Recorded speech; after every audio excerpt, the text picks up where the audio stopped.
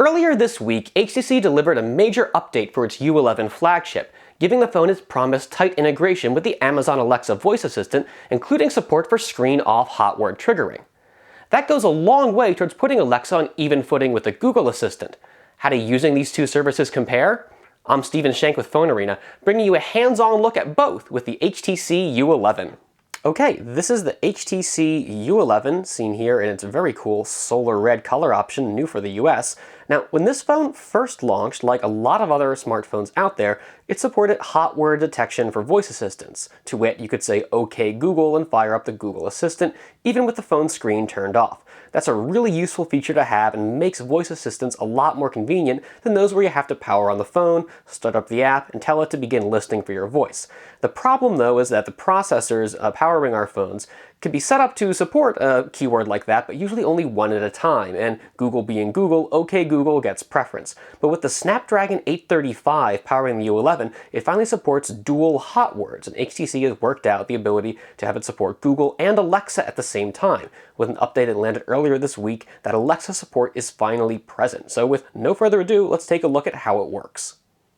We're going to be a little careful now so we don't trigger this accidentally when we don't mean to, but as you can see, the phone's screen is off, the handset's asleep, yet we can go ahead and use our hot word to wake it up and start interacting with the voice assistant. Alexa? How you doing? I'm great. I hope you are too. As you can see, all we had to do was say the voice prompt while the phone was asleep. That's not the only way to interact with it. We can tie this to HTC's Edge Sense, in which case we just give the phone a squeeze. Hey Alexa, how are you? That's so nice. Just ask me what you'd like me to do, and I'll try my best to help. Okay, that's good to know. Now this is what we're seeing at the bottom of the screen there is called HTC Alexa. This is how you're actually going to do your voice prompts.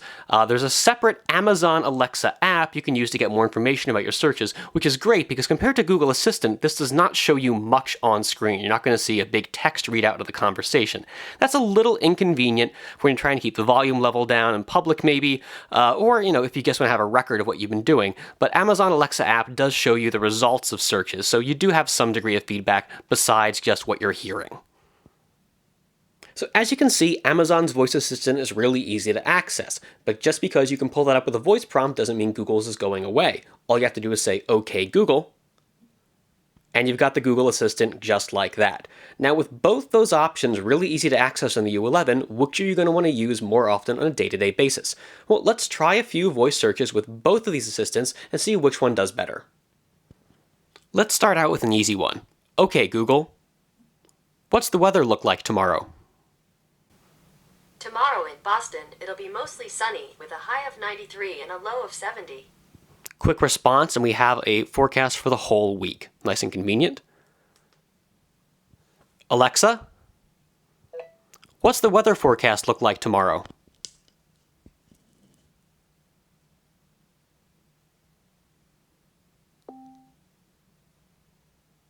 Tomorrow in Brighton, there will be intermittent clouds with a high of 92 and a low of 67. That both took a little while and doesn't give us a lot of information. I think in this, Google's definitely the winner. How about pulling facts from online sources? "Okay Google, how tall is the Washington Monument?" The Washington Monument is 555 feet tall. Simple enough. Let's see how Amazon does. "Alexa, how tall is the Washington Monument?" The Washington Monument's height is 554 feet, 169 meters. That's nice. It did give us the metric equivalent, but also it had a different height figure, so clearly these two are getting their information from different sources online. That doesn't mean that one's superior, but keep in mind you might want to ask both just to get all the options out there. One of the things I do most often with a voice assistant is setting timers or alarms. Let's see how these two compare. "Okay Google, set a timer for 5 minutes." And just like that, it's ticking down. Let's see how Amazon does. "Alexa, start a timer for 5 minutes." Timers are not currently supported on this device. That's frustrating. This is a feature that Alexa does have, it just doesn't work on phones in this manner. Hopefully that will get better in time, but for now, it's kind of a big limitation. That timer problem has us worried that Amazon's Assistant isn't fully integrated with the phone nearly as much as Google's is. Let's try another task. Okay, Google. Open up Chrome. And just like that, we have the Chrome app open. Let's see how Amazon fares. Alexa, open up Chrome. I can't find that skill. To find skills, go to the skills section of the Alexa app. Skills, if you're not aware, are like mini apps that give extra functionality to Alexa. The problem, though, is that it can't pull up external apps in the same way that Google can. That might improve over time, but for now, it's another limitation. All this voice assistant testing has me feeling pretty hungry. Okay, Google. Where can I get a cheesesteak? Here are the top search results. Now, I would have loved to see a map or something showing me actual restaurants, but this is something. It's not ideal, but let's see how Amazon compares.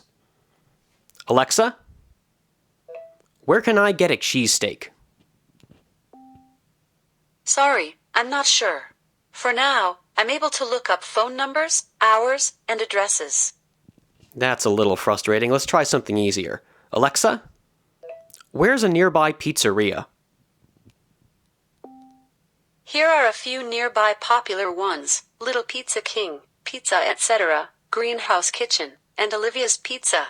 Check out the Alexa app for contact info and hours. Now, I like that it gave us results this time, but it sucks you have to go to the separate Amazon Alexa app to actually see them. It's just one way that the Google Assistant is a little more convenient to use. Maybe it's not fair to be doing all these tasks that are tied to smartphone-specific functionality. Now, we know that Amazon's all about selling us stuff, so let's try something along those lines. Okay, Google. Order me some chicken-flavored top ramen. Here you go. The first result is from Amazon. Well, Google did point me in the right direction, but it's not going to order anything for me. Let's see if Amazon itself does any better. Alexa, order me some chicken-flavored top ramen.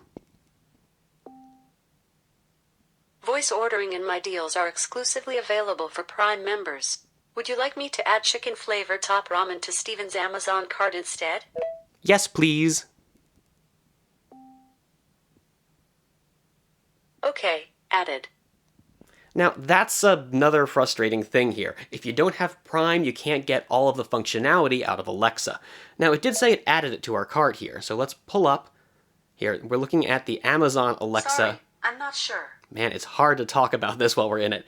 As you can see, it found the product and loaded it to our cart, and we can view it in the browser here. If we had Prime, we could go ahead and order it instantly or use a PIN, so someone couldn't order it accidentally if we didn't really want it to. And that is one thing I've noticed playing around with both the Google Assistant and Alexa, is that Alexa is far more sensitive to accidental triggering. I have to actually say, okay Google, for that to come up, but I've said all sorts of non-Alexa words, and Alexa starts listening nonetheless. The U11's Amazon hot word detection goes a long way towards making Alexa as attractive as Google's Assistant is to use on a daily basis, but there's still a lot of work left to be done. While Alexa can do a lot of things, it can't do some key features that you're really going to want on a phone, and what features it does support aren't consistent across devices. Look right here. It's telling us how to set a timer, but as you just saw, that doesn't work on this device. For now, we're going to keep an eye on Alexa and see how the features improve and compatibility extends across all devices that support it. Hopefully more devices like the U11 will build the hot word support in. For now though, I'm Stephen Shank with PhoneArena, bringing you this early look at Amazon Alexa on the HTC U11.